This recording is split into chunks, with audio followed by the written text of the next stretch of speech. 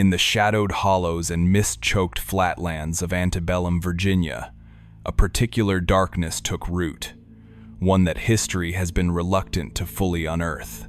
This is not a tale of spectral apparitions or hauntings born of folklore, but of a terror made of flesh and bone. It concerns a man whose name, Jasper Josiah, was once a whispered brand of fear along the fugitive roads and in the firelit cabins of the frontier. He was a slave catcher by trade, a hunter of men sanctioned by law.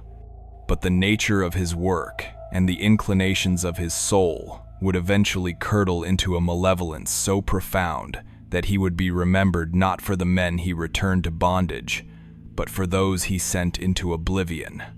If you find yourself drawn to the unmarked graves of history, and this is your first visit to our archive, consider subscribing to ensure you do not miss the turning of a single page as we uncover these lost accounts. The year was 1835, a time when the Commonwealth of Virginia was a paradox of Gentile plantations and savage wilderness. Its economy was a monstrous engine fueled by human chattel, and where such an institution exists, so too does the dream of freedom. The flight of the enslaved was a constant, bleeding wound for the architects of that system. Fugitives slipped away into the vast primordial embrace of the Great Dismal Swamp, a labyrinth of black water and cypress knees, or they aimed for the rugged, unforgiving spine of the Blue Ridge Mountains, hoping to find pathways north. In response to this exodus, a new profession had solidified, born of legal mandate and cold commerce.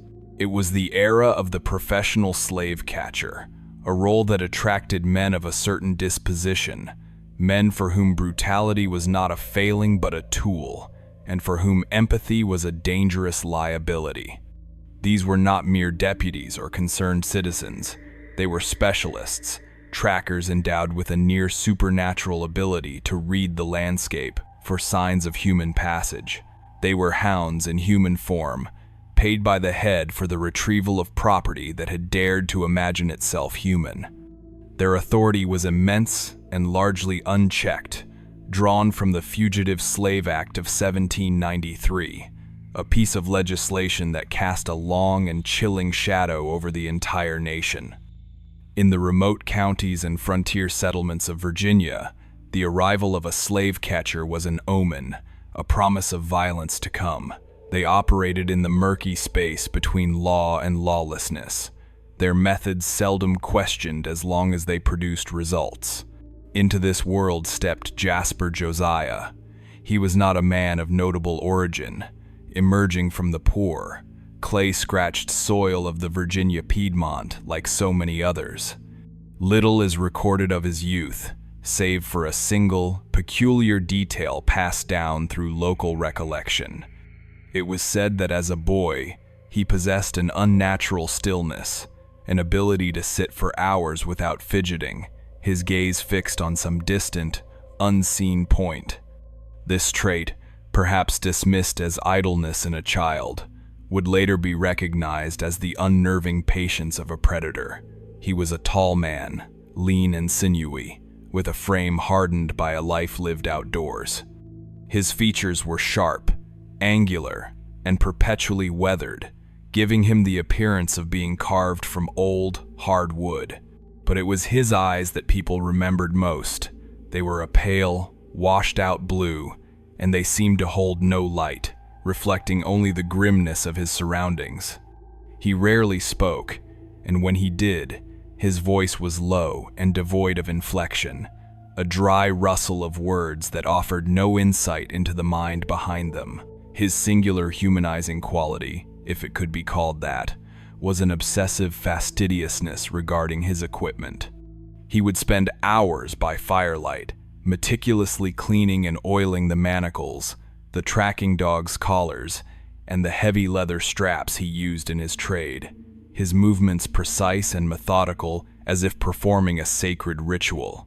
Jasper's reputation began to form not long after he took up the profession. While other catchers relied on packs of dogs and the assistance of local militias, Jasper often worked alone. He possessed an uncanny familiarity with the wilderness, a deep, intuitive understanding of the swamps and forests that served as the fugitive's sanctuary. He moved through the dense, sucking mud of the swamplands with a silence that was deeply unsettling. He could read a broken twig, a scuffed patch of moss, or the faintest disturbance in a stream's current, as if they were lines in a book. It was said he could track a man for days without food or rest, his stamina seemingly limitless, his focus absolute. But it was not his skill that truly set him apart. It was his cruelty. The laws of the time were brutal, but Jasper's methods exceeded even their cruel standards. Other catchers sought to return their quarry alive and reasonably intact, to preserve the value of the property. Jasper seemed to operate under no such constraint. Stories began to trickle out of the backwoods, carried by frightened travelers and whispered in the taverns of frontier towns. They were stories of fugitives found not merely captured, but broken. They spoke of punishments meted out on the trail, far from the eyes of any authority, acts of such calculated violence that they served no purpose other than the infliction of suffering. He favored the deep woods, the places where the canopy was so thick that the midday sun was reduced to a few scattered, holy-looking beams, piercing the gloom. These were the ancient forests of the Virginia frontier, a world of towering oaks, hickories, and poplars, where the ground was a damp carpet of decaying leaves that muffled all sound. It was a place of profound silence, broken only by the cry of a distant hawk or the rustle of some unseen creature in the undergrowth. For those fleeing bondage, this wilderness was a terrifying and hopeful thing, a place to become lost, to disappear. But Jasper turned it into his personal hunting ground. He knew its secrets, its hidden paths, its natural traps. He understood the psychology of fear, how a hunted man would seek water, how he would avoid open spaces, how exhaustion would eventually lead to a fatal mistake. His presence began to change the very atmosphere of these woods. They were no longer just a place of natural peril, but a place that held a specific, human menace, a shadow that was not cast by a tree. The frontier towns of this era were raw, primitive outposts, collections of rough-hewn log cabins and clapboard buildings huddled together against the vastness of the wilderness. Roads were little more than muddy tracks, deeply rutted by wagon wheels and impassable after a heavy rain. These towns, places like Blackwater, Creek, and Stony Point, were populated by settlers, trappers, and traders, a hard-bitten people accustomed to the harsh realities of frontier life.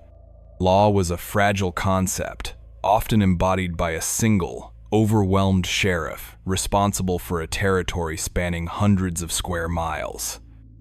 In these isolated communities, fear was a constant companion. Fear of raids, of crop failure, of the unforgiving winters. Jasper Josiah added a new layer to that fear. His arrival in a town was a silent, dreadful event. He would ride in on his lean, gray horse, leading a pack mule laden with his gear, and take a room at the local ordinary or tavern. He never socialized. He would sit alone, his pale eyes scanning the room, his silence a palpable force that could quell the boisterous talk of other men. People learned to give him a wide berth, to avoid his gaze. His business was the hunting of human beings, and he carried the stench of it with him like a shroud. His methods were a subject of dark speculation. It was known that he disdained the use of firearms in his captures, claiming the noise was an inconvenience. Instead, he relied on his immense physical strength, on snares and traps of his own design, and on a long, heavy chain he was never seen without. He was an artist of restraint and submission, survivors of his captures, and there were few who were ever in a state to speak of it, told of his chilling patience. He would not rush. He would corner his prey, often letting them see him from a distance. A silent, unmoving figure at the edge of a clearing, allowing their terror to mount, to exhaust them mentally and physically before he closed in.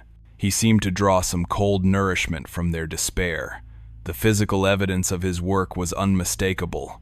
The men and women he brought back were often marked by more than just the chafing of manacles. There were wounds that spoke of a meticulous, personal violence, of a cruelty that went far beyond the necessities of capture. He would collect his bounty, his expression unreadable, and then disappear back into the wilderness, a phantom returning to his domain. The local authorities, such as they were, had little power or inclination to intervene. In the eyes of the law, the people Jasper hunted were not victims, but fugitives from justice. The violence he inflicted upon them was not a crime, but a tool of his trade. He was, in a legal sense, an agent of the state, enforcing the property rights of the powerful. Yet, even among the slave-owning gentry who employed him, a certain unease began to grow. They valued his efficiency, his unparalleled success rate. But the state of the people he returned began to trouble them. Some were so badly injured that their value as laborers was permanently diminished. Others were broken in spirit, their eyes vacant, their will to resist replaced by a deep, hollowed-out trauma. A planter in Culpeper County was reported to have remarked that Jasper Josiah did not return a man, but the shell of one. This observation, made in passing, was perhaps the first time anyone had articulated the truth of Jasper's work. He was not merely a catcher of men, he was a dismantler of them. His reputation spread like a fever through the enslaved communities of central and western Virginia. His name became a cautionary tale, a specter used to frighten children and to remind adults of the terrible cost of a failed escape. To be caught by any patroller was a dreadful fate. To be hunted by Jasper Josiah was a death sentence of a different kind. It was said that he was not entirely human, that he was something born of the swamp itself, a creature of mud and shadow. Fugitives who knew he was on their trail would sometimes give themselves up to other trackers, preferring a swift and brutal capture to the slow, psychological torment that Jasper was known to inflict. He was becoming more than a man. He was becoming a legend, a dark folktale taking shape in the real world. His shadow fell not only on the people he hunted, but on the land itself. A clearing where he had made a capture would be considered tainted. A stretch of road he was known to travel would be avoided after dusk. He was a walking embodiment of the fear and brutality that underpinned the entire system. A man who had so wholly embraced the darkness of his work that he was now indistinguishable from it. The transition had begun, subtle at first, but undeniable. The grim efficiency of the slave catcher was slowly, inexorably being consumed by something far more personal and predatory. The hunter of men was beginning to find a taste for violence that had nothing to do with bounties or laws, and the mist-filled forests of Virginia were to become the theater for a new and even more terrifying chapter of his life. The grim distinction between Jasper Josiah's profession and his nature began to erode in the autumn of 1836. The change was not sudden, but a slow, insidious bleed. The violence he enacted upon the fugitives he captured had always been extreme, a methodical application of pain that seemed to serve some purpose beyond mere subjugation. But now, that same cold fury began to detach itself from the context of his work. It became an untethered thing, a predator seeking new outlets, and the isolated hollows and lonely roads of the Virginia frontier offered a landscape ripe for its expression. The cruelty that had once been a dark feature of his job was now becoming the job itself. The bounties for runaway slaves were merely a pretext, a convenient justification that allowed him to move through the world with a set of chains and an air of authority. His true hunt was for something else entirely, something he found in the final, terrified moments of a human life. The collapse of duty into bloodlust was not a dramatic, singular event, but a quiet, internal process that manifested as a growing trail of inexplicable disappearances and unsettling rumors that clung to his name like burrs. He had long been a hunter, but now he was evolving into a different class of predator, one who killed not for sustenance or for pay, but for the act itself. The first incident that could not be explained away by the brutal necessities of his trade concerned a man named Silas, a traveling tinker who plied his trade between the small, scattered settlements of the foothills. Silas was a familiar figure, a harmless and garrulous man known for his skill with mending pots and his endless supply of stories. He traveled with a small, sturdy cart pulled by a mule, its sides laden with the tools and materials of his craft. In the late days of October, he was seen leaving the settlement of 3 Creeks, heading west along a road that cut through a dense and largely uninhabited stretch of forest. He told the blacksmith he planned to reach the Miller homestead by nightfall. He was never seen again. 2 days later, a pair of trappers found his cart. It was pulled off to the side of the road, tucked partially behind a thicket of rhododendron. The mule was gone, its harness lying in a heap on the ground. The contents of the cart were in disarray, with pots and kettles scattered, but it did not appear to be a simple robbery. Silas's lockbox, where he was known to keep his earnings, was untouched, its small, iron key still in the lock. What was most disturbing was the profound silence of the scene.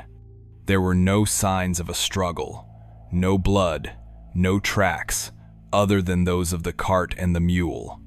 It was as if the tinker had simply been erased from the world.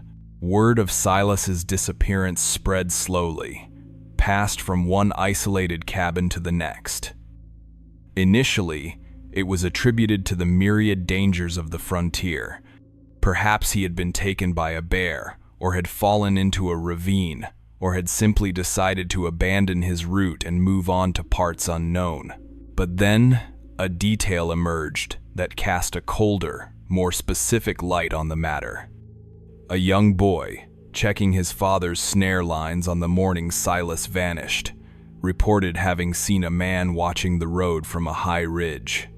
He described the man as tall and thin, like a dead tree, and said he stood perfectly still for a very long time, a silent sentinel against the gray sky. The boy also noted the man had a large, gray horse tethered nearby. When this description reached the ears of the sheriff in the county seat, a weary man named Theron, he recognized the description.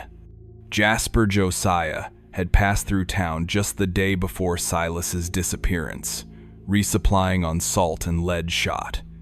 He had also been riding a gray horse. Sheriff Theron, a practical man who had seen his share of frontier violence, was initially dismissive.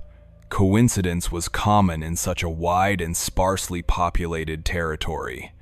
Jasper was a brutal man, no question, but his business was with fugitives, not with free, white tinkers. To Theron, the very idea was an unwelcome complication, a story that would only stir up fear among the settlers he was tasked with protecting. But the fear took root anyway. It was a subtle thing at first, a change in the atmosphere of the places Jasper frequented. When he entered a tavern now, the silence that fell was different. It was no longer just the quiet deference given to a dangerous but necessary figure. It was heavier, colder, filled with a new and unspoken question. Men would watch him from the corners of their eyes, their hands resting on the table, never far from the knife at their belt. Women would hurry their children indoors when his gray horse was seen on the road. The fear was no longer confined to the slave quarters or the fugitive trails. It had seeped through the cracks in the social order and was now touching the lives of the very people who had once tolerated his existence as a grim necessity. The name Jasper Josiah was no longer just a synonym for a slave catcher. It was becoming a byword for a nameless dread, a feeling that a profound and unpredictable menace was moving freely among them, cloaked in the guise of law. The shadows at the edge of the woods seemed to grow longer in the evenings, and the familiar sounds of the night, the hoot of an owl or the snap of a twig, were now imbued with a sinister potential. The architecture of this fear was built upon isolation. The homesteads of the Virginia frontier were islands in a sea of trees, connected by rudimentary paths and a fragile sense of community. Families lived miles from their nearest neighbors, their log cabins little more than small, flickering points of light in an overwhelming darkness. This isolation, which had always been a source of hardship, now became a source of active terror.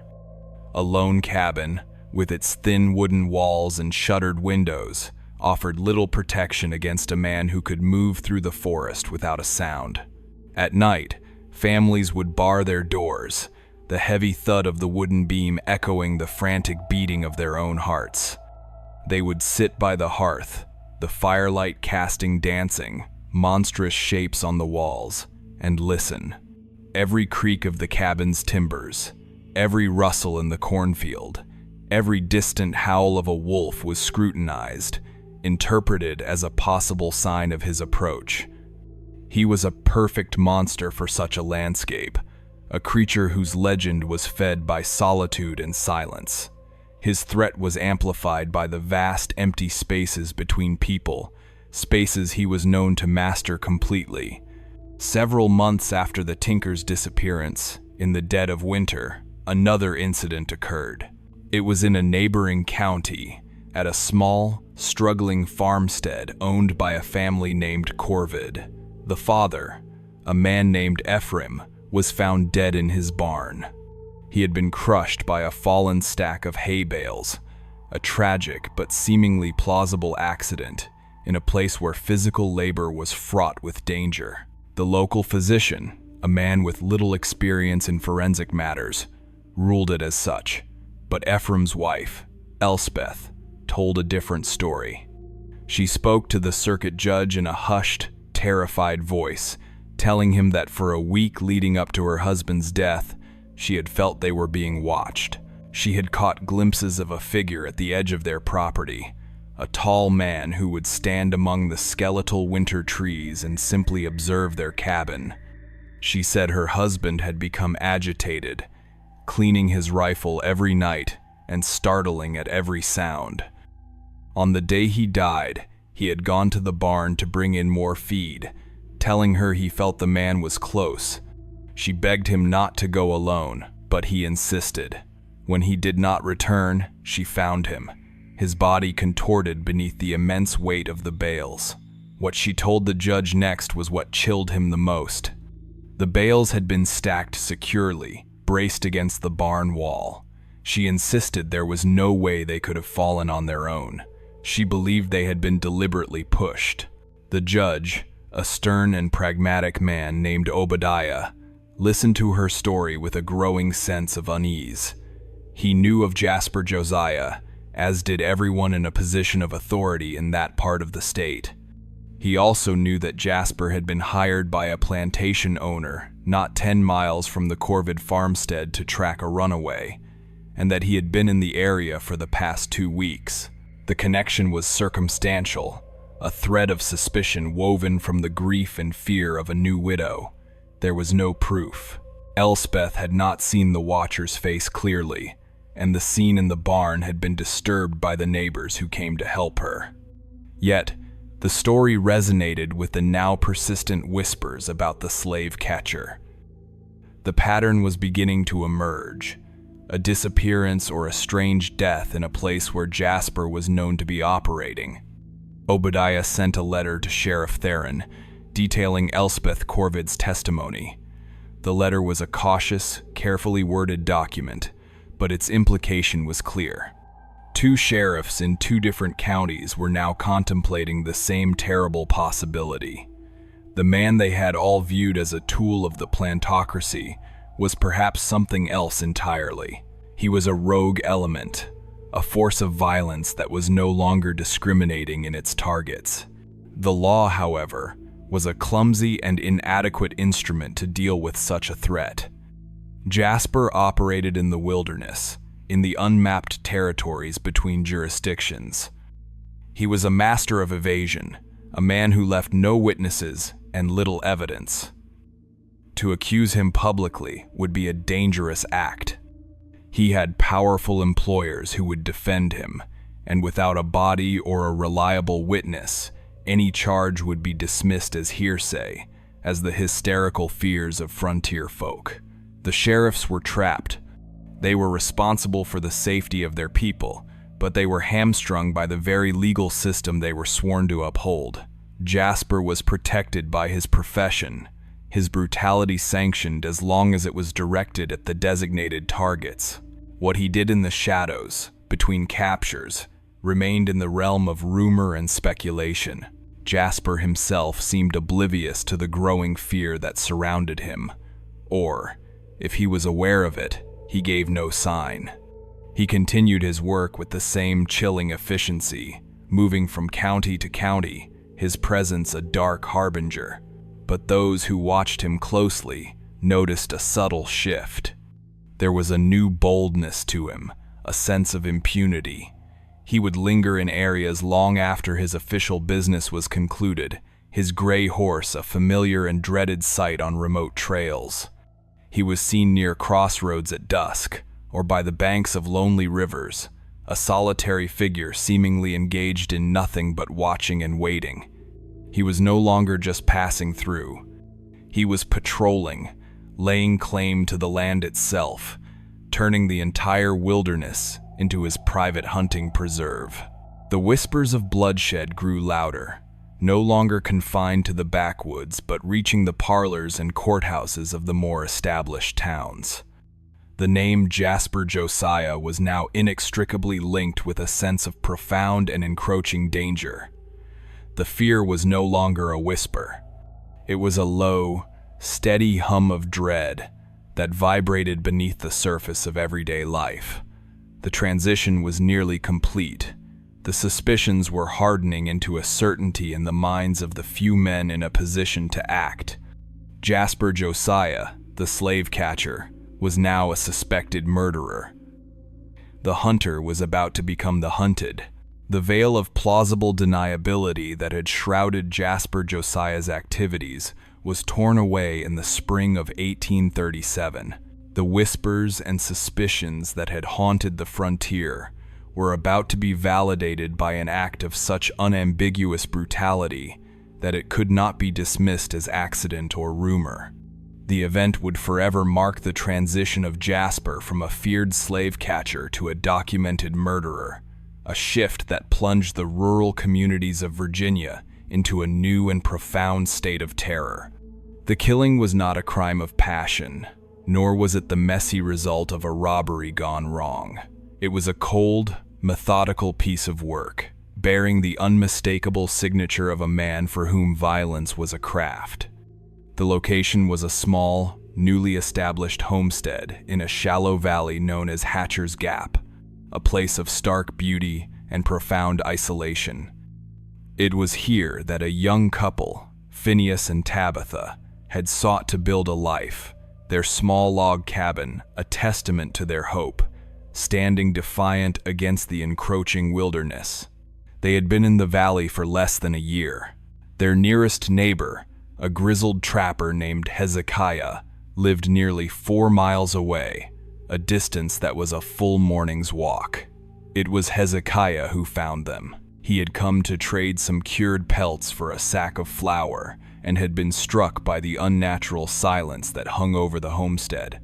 There was no smoke rising from the chimney, no sign of Phineas in the newly cleared field, no answer to his calls. A deep sense of foreboding settled upon him as he approached the cabin. The door was slightly ajar, swinging gently in the breeze. Inside, the scene was one of frozen, domestic horror. Tabitha was slumped in a chair beside the cold hearth, her sewing basket overturned in her lap. Phineas lay on the floor near the table, a loaf of bread and a knife beside him, as if he had been interrupted in the simple act of preparing a meal. There was no blood, no overt sign of a struggle, but on the necks of both the man and his wife were the deep, grooved indentations of a heavy chain, drawn so tight that it had left a permanent, terrible mark. Their faces were pale and swollen, their eyes open and fixed upon the ceiling with an expression of final, silent surprise. Hezekiah, a man hardened by a lifetime of frontier survival, backed slowly out of the cabin, his hand trembling as he reached for the door. He noted one other detail before he fled. On the rough-hewn table, placed neatly beside the uneaten bread, was a single, tarnished brass button, the kind used on the heavy coats worn by slave patrols.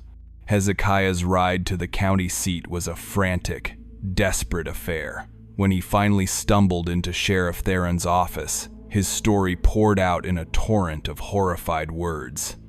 Theron listened, his face grim, his posture rigid. The detail of the chain was the key. It was Jasper's known instrument. This was no longer a matter of suspicion or circumstantial evidence. This was a clear and direct challenge. The murder of Phineas and Tabitha was a declaration. Jasper was no longer hiding his true nature behind the thin veneer of his profession. He was now killing freely, and he was leaving a sign, a quiet, arrogant acknowledgement of his work. The brass button was not a mistake, it was a message. Sheriff Theron knew in that moment that the fragile peace of his county had been shattered.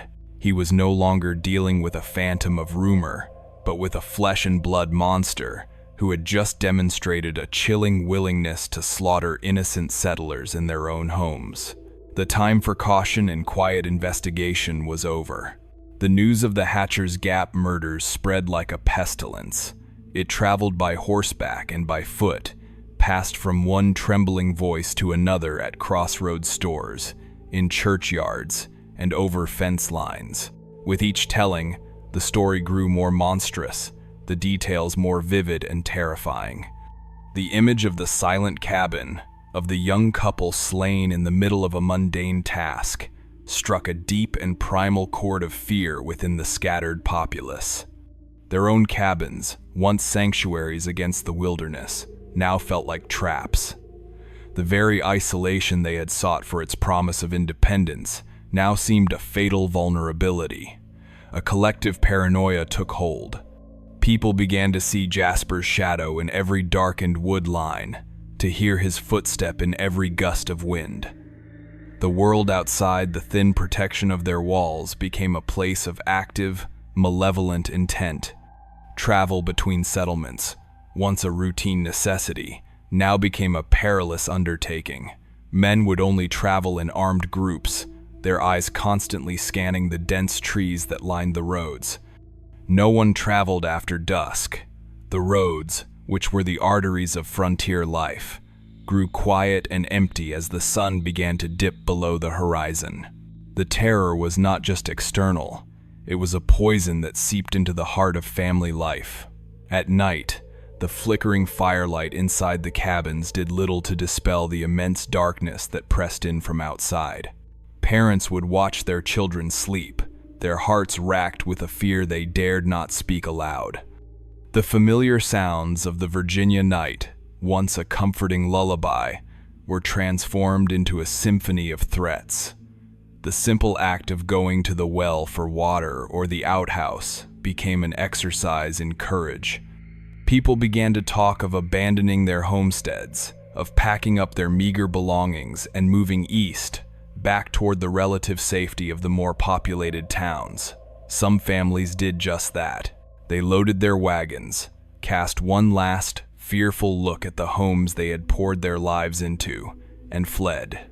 For those who remained, either out of stubbornness or because they had nowhere else to go, life became a grim vigil. They reinforced their doors, boarded up their windows at night, and kept their rifles loaded and close at hand. The sense of community, once a source of strength, was now strained by suspicion. A stranger on the road was no longer a potential neighbor, but a potential threat. The fabric of frontier society, woven from threads of mutual trust and reliance, was beginning to unravel under the pressure of this singular, pervasive fear. Sheriff Theron, burdened by the weight of his community's terror, knew he had to act. He rode to the court town and conferred with Judge Obadiah. There was no longer any debate. A warrant was issued for the arrest of Jasper Josiah on the charge of murder.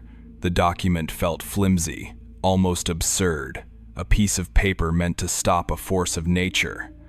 Theron gathered a posse of 10 men, a grim-faced collection of farmers and blacksmiths who were more accustomed to handling plows than tracking a killer. They were not lawmen, and their fear was a palpable thing, clinging to them like the damp morning chill. They were motivated not by a sense of duty, but by the raw, desperate need to protect their own families. Their pursuit of Jasper began at the scene of the crime. They found his tracks easily enough, leading away from the Corvid homestead and into the deep woods. He had made no effort to hide his trail, another sign of his growing arrogance. For 2 days, the posse followed the tracks, which led them deeper and deeper into the rugged, unforgiving terrain of the Blue Ridge foothills. The wilderness that had once been Jasper's hunting ground now became his fortress. He was utterly at home in this environment, while for the men of the posse, it was a disorienting and hostile labyrinth. They were clumsy and loud, their passage marked by the snapping of twigs and the muttered curses of exhausted men. They knew, with a cold certainty, that Jasper was aware of their pursuit. They felt his eyes on them from the high ridges, from the dark recesses of the forest. He was toying with them, drawing them further away from the safety of their homes, into a world where he held every advantage. On the 3rd day, they found his campsite. It was in a small, sheltered clearing, and the fire pit was cold, the ashes scattered. He had been gone for at least a day, but he had left something for them. Propped against a tree was a child's cornhusk doll, its face crudely drawn with charcoal. One of the men in the posse, a farmer named Abel, let out a choked cry. He recognized the doll. It belonged to his youngest daughter. He had no idea how Jasper could have obtained it. The implication was horrifying. Jasper was not just fleeing, he was watching them. He was visiting their homes while they were away, a silent, taunting phantom demonstrating the reach of his power and the foolishness of their chase. The discovery of the doll shattered the posse's already fragile morale. The men looked at each other, their faces pale with a new and personal terror. Their enemy was not just a killer in the woods. He was a specter who could touch their lives at will, who could invade the sanctity of their homes and leave a sign of his violation. The hunt was no longer about bringing a murderer to justice. It was about protecting their own children from the monster they had provoked. That evening, the arguments began. Some men wanted to press on, their fear now hardened into a desperate rage. Others argued that they were playing into his hands, that their first duty was to return to their farms and stand guard over their families. By morning, the posse had dissolved. Half the men, including Abel, turned back, their faces etched with defeat and dread. Sheriff Theron, with the remaining few, pushed on for another day, but their hearts were no longer in it. They were a scattered, frightened group, lost in a wilderness that belonged to their quarry. Eventually, Theron had to admit the futility of their effort. They returned to the county seat, their failure a heavy weight upon them. Jasper Josiah had not only committed a brutal, undeniable murder, he had faced the first attempt at organized justice and had contemptuously swatted it aside. He had proven that he was uncatchable, that the law was powerless in his domain. He remained at large, a triumphant and terrifying figure, his legend now cemented in the blood of Phineas and Tabitha, and in the failure of the men who had dared to hunt him. The shadow of his cunning was long, and the shallow graves in the Virginia woods were only just beginning to be filled. The failure of Sheriff Theron's posse marked a turning point in the unfolding horror. Jasper Josiah was no longer just a murderer. He was a specter of defiance, a man who had openly challenged the flimsy authority of the frontier and emerged victorious. His victory did not result in a retreat into the shadows. Instead, it emboldened him. The months that followed the Hatcher's Gap killing saw an escalation of his activities, a widening of his hunting grounds that spread a contagion of fear across multiple counties. The terror, once localized to a few remote hollows and whispered rumors, now became a documented regional phenomenon.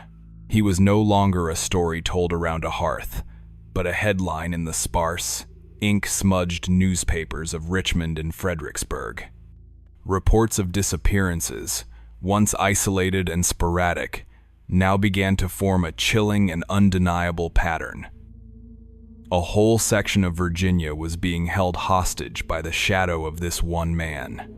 The state, which had tacitly sanctioned his brutality when it was directed at the enslaved, was now forced to confront the monster it had helped nurture, a monster whose appetites had grown far beyond the confines of his original mandate. The disappearances were notable for their mundane settings and their terrifying finality. A mail courier, a young man named Micah, vanished on his route between two towns in Albemarle County. His horse was found wandering, the mailbag still strapped to its saddle, its contents undisturbed.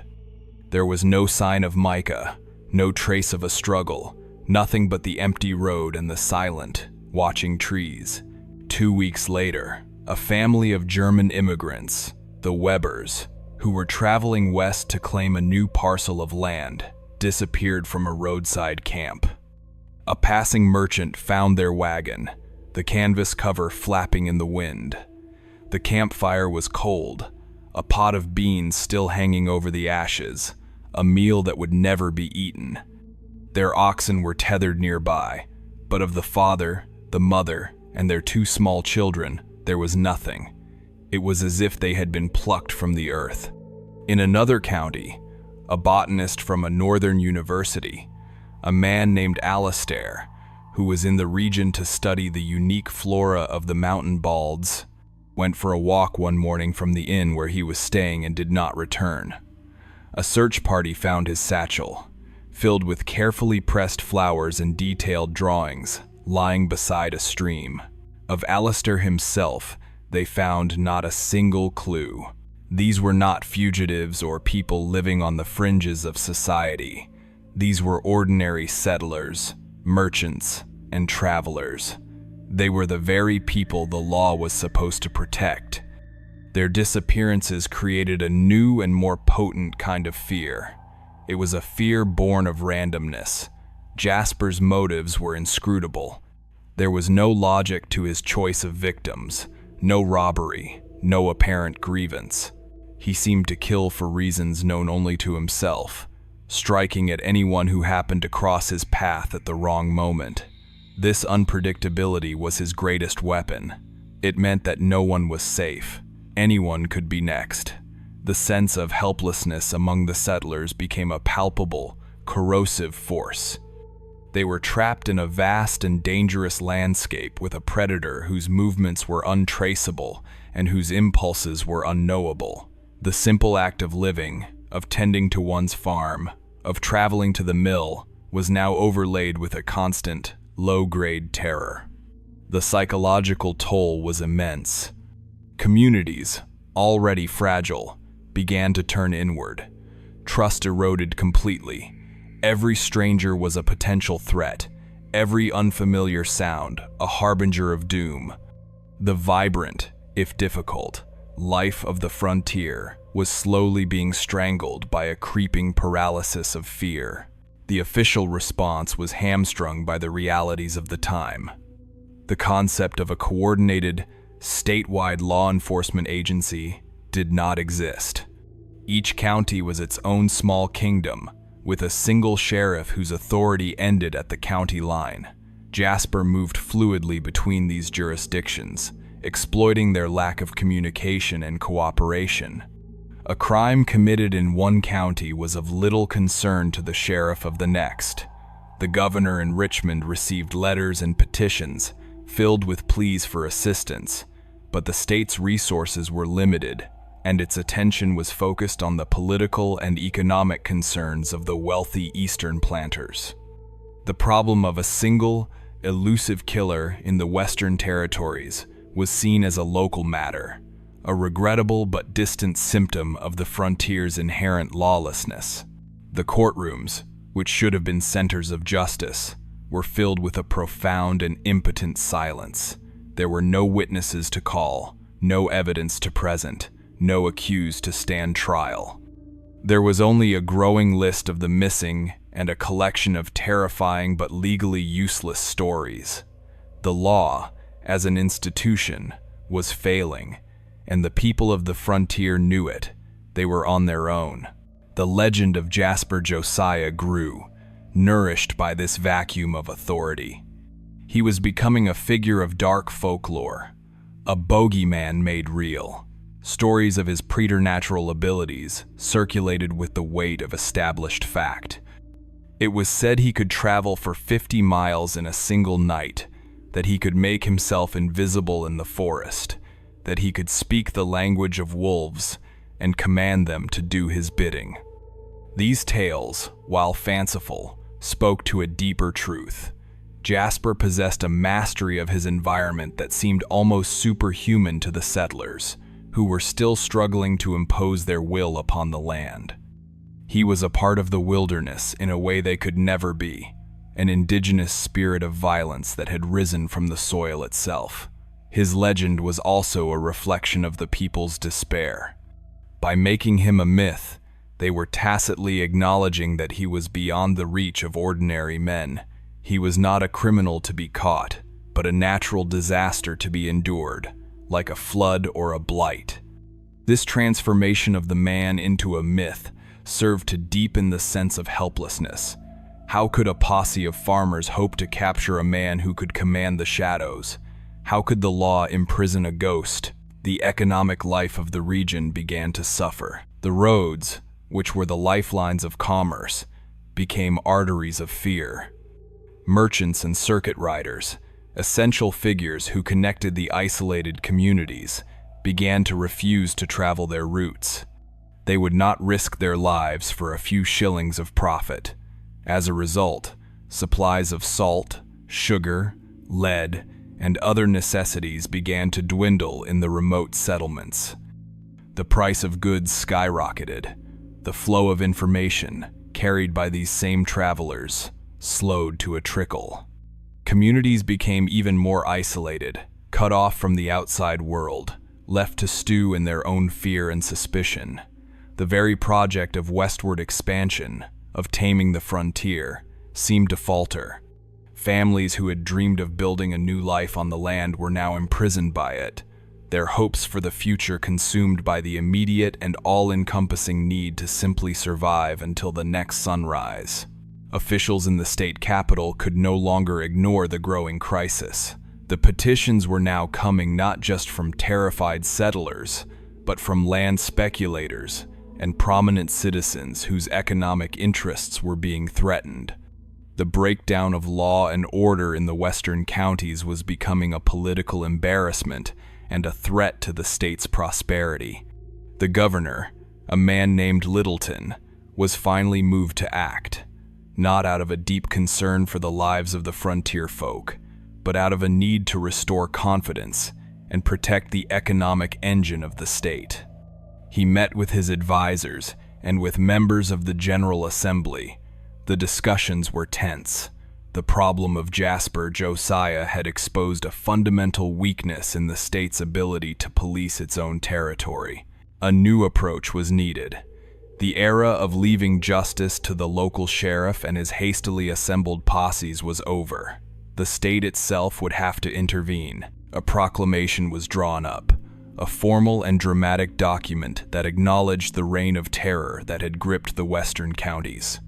It named Jasper Josiah as an outlaw a fiend in human form, and an enemy of the Commonwealth, and it offered a substantial reward for his capture, dead or alive. The posting of the governor's proclamation in the county seats and crossroads taverns was a significant moment. It was the state's first official acknowledgement of the scale of Jasper's crimes. For the terrified settlers, it was a small glimmer of hope, a sign that they had not been completely abandoned. The proclamation transformed the situation. The pursuit of Jasper, Josiah, was no longer a local affair. It was now a state-sanctioned manhunt. The reward, a sum large enough to buy a substantial farm, was designed to attract a different kind of hunter, not the reluctant farmers and blacksmiths who had ridden with Sheriff Theron, but professional men, bounty hunters, ex-militiamen, and trackers from as far away as the Ohio River Valley began to drift into the region, drawn by the promise of wealth and the challenge of capturing a man who was now a living legend. The weight of the state was finally beginning to mobilize. The long, silent period of fear and helplessness was coming to an end. The conflict was about to enter a new and more violent phase. The disorganized, fearful pursuit was about to become an organized, determined hunt. Virginia was finally preparing to go to war with the monster it had, in its own way, helped to create. The governor's proclamation, with its promise of a substantial bounty, acted like a lodestone, drawing a hard and varied assortment of men into the terrorized hills of Virginia. The spring of 1838 saw the arrival of the bounty hunters. They were a different breed from the local posses, unburdened by the personal fear that had paralyzed the settlers. These were men for whom the hunt was a profession, not a desperate act of self-preservation. They came from the burgeoning, lawless towns of the Ohio River Valley, from the pine barrens of the Carolinas, and even from the distant, rugged frontiers of Tennessee. They were a grim-faced, taciturn lot, their faces weathered by the elements and their eyes holding the cold, a praising look of men who measured the world in terms of risk and reward. They carried long rifles with practiced ease and wore knives honed to a razor's edge. Their arrival in the small, frightened towns of the region was a mixed blessing. They brought with them a sense of purpose and the promise of action, but they also carried their own brand of casual violence, a disruptive energy that put the local citizenry on edge. They were professional predators, and they had come to hunt the most dangerous predator of them all. Among this influx of hunters, a few names quickly rose to prominence. There was a man known only as Isham, a tracker of near-mythical skill from the Cumberland Gap, who was said to be able to follow a trail a week old over bare rock. There was a pair of brothers, the Connollys, ruthless ex-militiamen, who had made their name fighting in the brutal wars against the native tribes in the West. And there was a man named Rufus, a former slave catcher himself, a man who understood Jasper's world and methods in a way that the others could not. Rufus was a quiet, methodical man, and he believed that to catch Jasper, one had to think like him, to anticipate his movements not as a lawman would, but as a fellow predator. These men, and dozens like them, formed loose competitive groups, fanning out into the vast wilderness that Jasper had claimed as his own. The great hunt for Jasper Josiah had begun, and the forests of Virginia, once a place of silent individual terror, now became the theater for a brutal and protracted war. The initial forays into Jasper's territory were met with a frustrating and unnerving lack of success. The bounty hunters, for all their skill and experience, found themselves consistently outmaneuvered.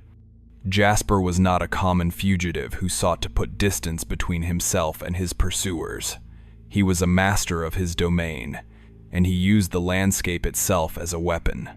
He would lead the hunting parties on long, arduous chases through the most difficult terrain imaginable, through sucking swampland and dense, thorny thickets, and over treacherous, rock-strewn ridges. He would wear them down, draining their energy and supplies. exploiting their unfamiliarity with the land. He never engaged them directly. Instead, he waged a campaign of psychological warfare. The hunters would wake in the morning to find their saddle girths cut, or their water skins inexplicably empty.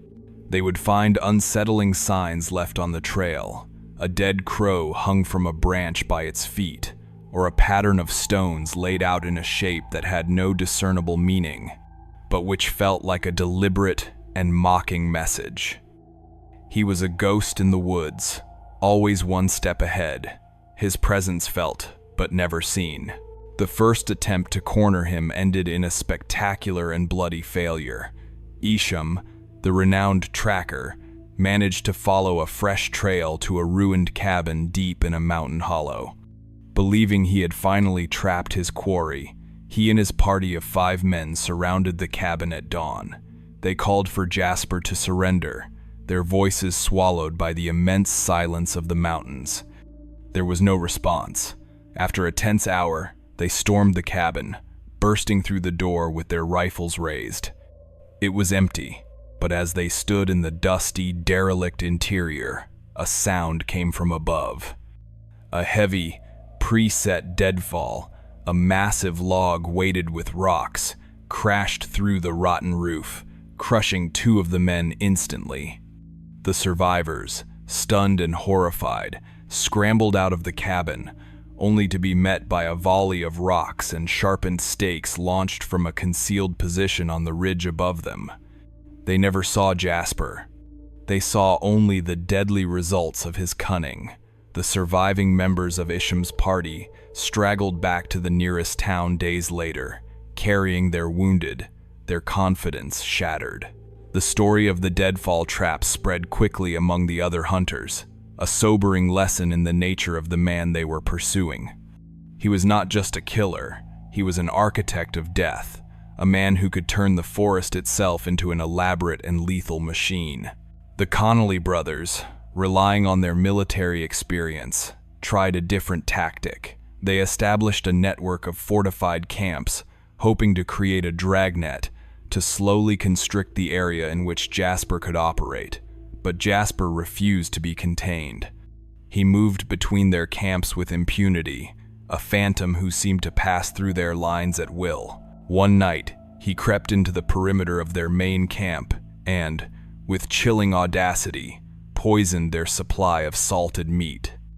By morning, half their company was violently ill, incapacitated by a sickness that left them weak and vulnerable. While they were in this state, Jasper set a series of small, strategic fires in the dry woods surrounding the camp, creating a disorienting and terrifying ring of smoke and flame that forced the healthy men to abandon their sick comrades and fight the blaze. The Connolly's expedition, which had begun with military precision, dissolved into a chaotic and panicked retreat. They had been dismantled not by force of arms, but by a superior and more insidious strategy. Jasper had once again demonstrated his ability to transform the environment into an ally. The hunter who came closest to success was Rufus, the man who had once shared Jasper's profession. Rufus understood that Jasper was not just a man, but a creature of habit and instinct. He did not try to track Jasper's footprints. Instead, he tracked his mind. He studied the locations of Jasper's past crimes, the patterns of his movements, the types of terrain he favored. He began to see a logic in the seeming randomness, a kind of predatory circuit that Jasper followed. Rufus hypothesized that Jasper would eventually return to Hatcher's Gap, the scene of the murders that had made him an outlaw. There was a psychological pull to such places for men like Jasper, a need to revisit the sites of their triumphs. Rufus did not take a large party with him. He went with only 2 other trusted men, and they did not go to the ruined cabin of Phineas and Tabitha. They set up a concealed observation post on a high bluff that overlooked the entire valley, a position from which they could watch without being seen, and they waited. For 9 days, they sat in their perch, their patience stretched to the breaking point. On the 10th day, their vigil was rewarded. Just after dawn, they saw a figure emerge from the woods at the far end of the valley. It was a tall, lean man, moving with the unhurried, purposeful gait of someone who felt a complete sense of ownership over his surroundings. It was Jasper, Josiah. Rufus and his men began their descent, moving with the utmost caution, their hearts pounding with a mixture of excitement and dread. This was the moment. They had finally outthought the ghost of the woods. But Jasper's senses were preternaturally sharp. Perhaps it was the glint of the sun on a rifle barrel, or the dislodging of a single, small stone, but something alerted him. He stopped dead in his tracks, his head lifting like a deer sensing danger. For a long moment, he stood perfectly still, scanning the ridge from which they were approaching.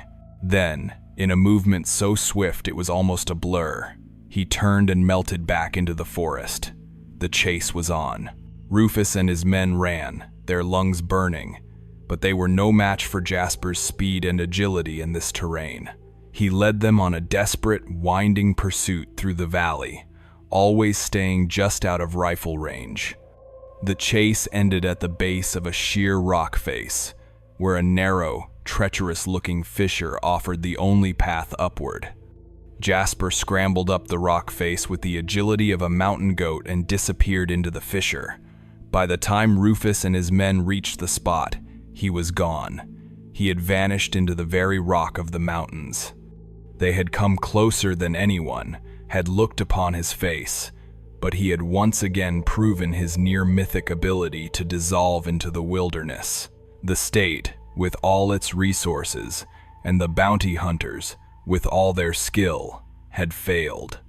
Jasper Josiah remained at large, his legend now greater than ever, a seemingly invincible and untouchable force of nature. The hunt had stalled, and the fear, which had briefly receded with the arrival of the hunters, returned with a vengeance. The failure of the great manhunt cast a pall of resignation over the Virginia frontier. The bounty hunters, their confidence broken and their purses empty, began to drift away, leaving the settlers to their grim and familiar fear. Jasper Josiah had proven himself more than a man. He was a force of the wilderness, as untamable as the mountains themselves. For nearly a year, an unnerving quiet descended. While the disappearances did not stop entirely, they became less frequent, more sporadic, as if the predator, having decisively won the war, was now content to hunt at his leisure. This period of relative calm was, in its own way, more terrifying than the frenzied violence that had preceded it. It was a silence filled with menace, a sense of a coiled evil, waiting in the shadows. Jasper's victory had cemented his status as a dark deity of the backwoods, a figure whose presence was a constant, oppressive weight on the soul of the region. He had become the master of his own dark kingdom, and it seemed that no power on earth could dethrone him. But even the most cunning predator can fall prey to the slow, grinding forces of time and chance. The downfall of Jasper, Josiah, when it finally came, was not the result of a heroic chase or a clever trap. It was a sordid and brutal affair, a fitting end to a life drenched in violence. The beginning of the end came in the late winter of 1839, in a place called Cutter's Mill, a small, isolated settlement on the banks of the Rappahannock River. It was here that Jasper committed his last known murders. The victims were a family of three: a miller named Matthias, his wife, Beatrice, and their adolescent son, Caleb. The crime was discovered by a neighboring farmer who had come to the mill to have his grain ground and found the place eerily silent, the great water wheel still and dripping. The scene inside the family's small stone house was one of unimaginable savagery. It lacked the cold, methodical precision of Jasper's earlier work. This was a frenzy of violence, a storm of rage unleashed. The bodies of the family were not merely killed, they were desecrated, the small home torn apart around them. It was a scene of such chaotic brutality that it suggested a mind finally coming untethered, the last vestiges of control cast aside. But amid the carnage, Jasper had made a mistake, a single, fatal error born of his escalating rage. In the muddy yard outside the house, he had left a clear and perfect boot print, a print that showed a distinctive V-shaped notch missing from the heel. More importantly, the miller's son, Caleb, in his final, desperate moments, had managed to inflict a wound. Clutched in the boy's hand was a small, torn piece of dark, homespun cloth, and beneath his fingernails, the local physician found traces of skin and blood that were not his own. For the first time, Jasper had left behind tangible evidence. He was wounded, and he was bleeding. The news of the Cutter's Mill massacre and of the evidence found at the scene reached Sheriff Theron, who by now was a gaunt, weary man, haunted by his long and fruitless pursuit of Jasper. But this new information rekindled a spark of grim determination. A wounded animal is a predictable animal. It seeks shelter. It slows down. Theron knew this was his last, best chance. He assembled a new posse, smaller and more deliberate than the first. It included the tracker, Rufus, who had returned to the region upon hearing the news, his obsession with Jasper undiminished. They did not begin their hunt at the mill. Instead, they began a systematic survey of every abandoned cabin, every hunting shelter, every cave and rock outcropping within a 20-mile radius of the crime. They were not looking for a man on the run. They were looking for a man gone to ground. For 3 days, they searched, their hope dwindling with each empty shelter they discovered.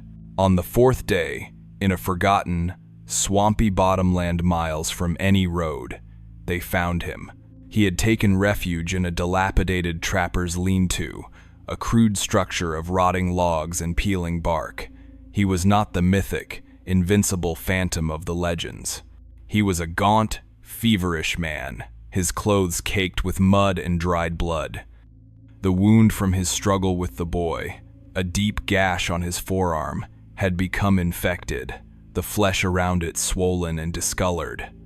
His usual predatory stillness was gone, replaced by a twitching, agitated energy. He was cornered, and he knew it. The final confrontation was not a dramatic shootout or a heroic struggle.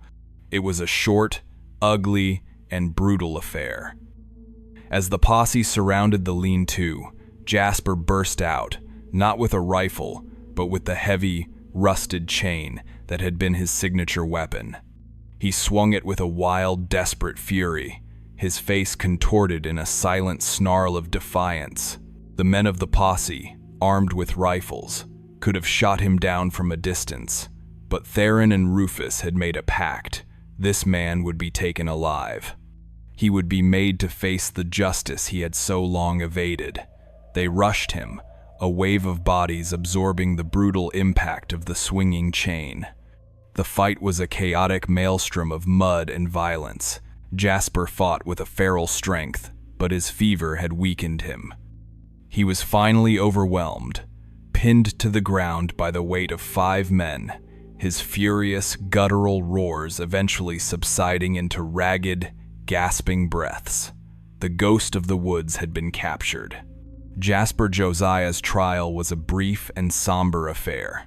He was held in the stone jailhouse in the county seat, the heavy iron bars a stark and final answer to his supposed invincibility.